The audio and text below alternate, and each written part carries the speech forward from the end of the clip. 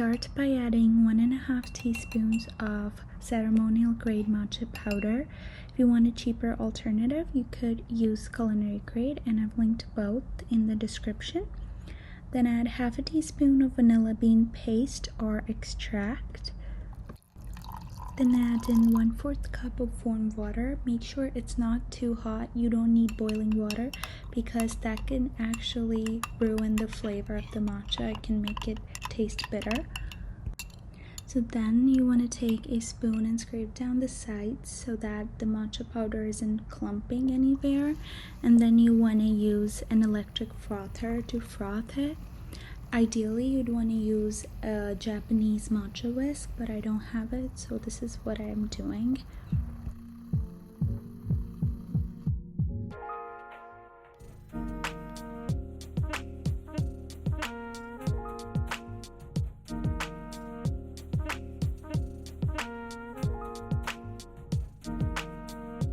After frothing for like 30 to 40 seconds, take the spoon again and make sure there are no more lumps left so you get a smooth shot of matcha.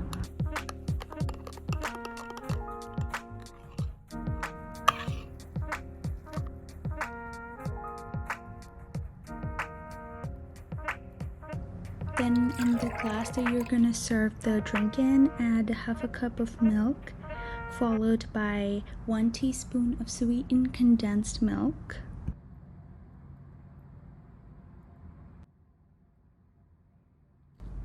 Then add a tablespoon of dark brown sugar or light brown sugar. I just prefer brown sugar over regular granulated sugar because it tastes good. Then froth it just so that everything is incorporated. I just know someone's gonna comment that that's too much sugar for them, so I'm just telling you right now. I am telling you right now! You can add however much sugar you like, less or more. You could even like skip it, but condensed milk is kind of important to make it creamy. And also add 2 tablespoons of heavy cream, which is about 20 ml. And then froth it again just so everything is mixed.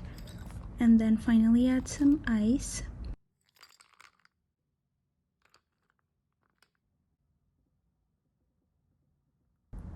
Add the matcha mixture on top of the milk and your matcha latte is done.